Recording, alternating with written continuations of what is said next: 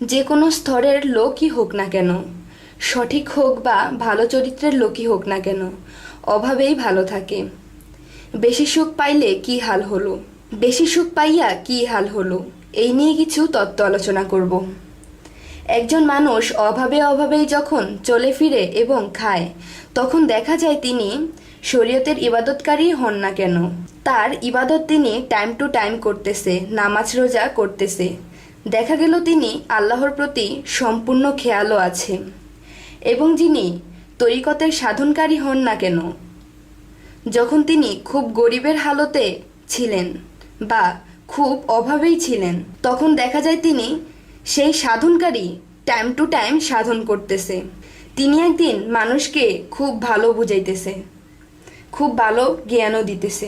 এখন দেখা গেল এই শরীয়ত এবং তরিকতের লোক দুটো একদিন অনেক ধনী হইয়া গেল।